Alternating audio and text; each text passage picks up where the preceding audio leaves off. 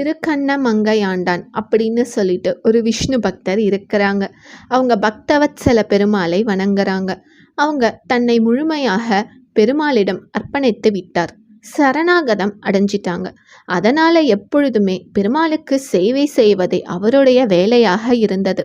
இதை பார்த்த ஒருவர் அவர்கிட்ட வந்து கேட்குறாங்க, நீங்கள் எப்பொழுதும் பெருமாளுக்கு சேவை செய்கிறீங்க, இதனால் உங்களுக்கு என்ன பயன்?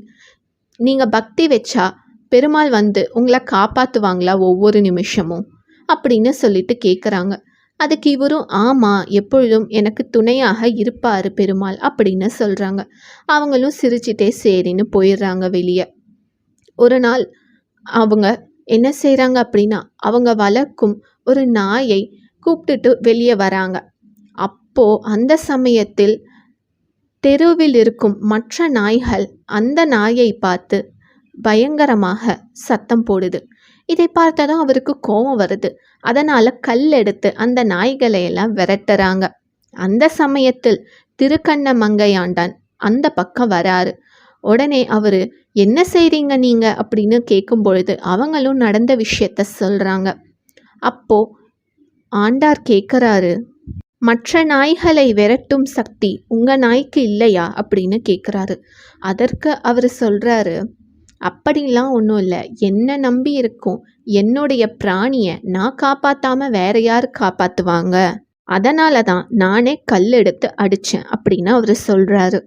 அதற்கு திருக்கண்ணமங்கையாண்டான் சொல்கிறாங்க, சாதாரண மனிதனாக இருக்கிற நீங்களே உங்களை நம்பி இருக்கும் ஒரு ஜீவனை காப்பாற்றணும்னு நினைக்கிறீங்க.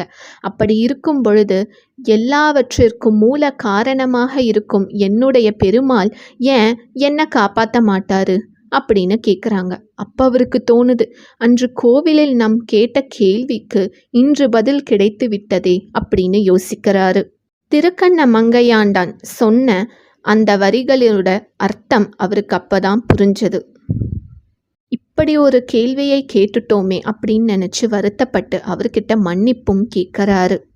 சாதாரண மனிதர்களிடமே கருணை, அன்பு இதெல்லாம் இருக்கும் பொழுது எல்லாவற்றிற்கும் காரணமாக இருக்கும் பகவானிடம் இது எல்லாமே பல மடங்கு அதிகமாக இருக்கும். ஒரு தடவை கடவுள்கிட்ட நம்ம சரணடைஞ்சிட்டா போதும், இனி அவரே நம்மளை நல்லா பார்த்துப்பாரு. நன்றி, வணக்கம்.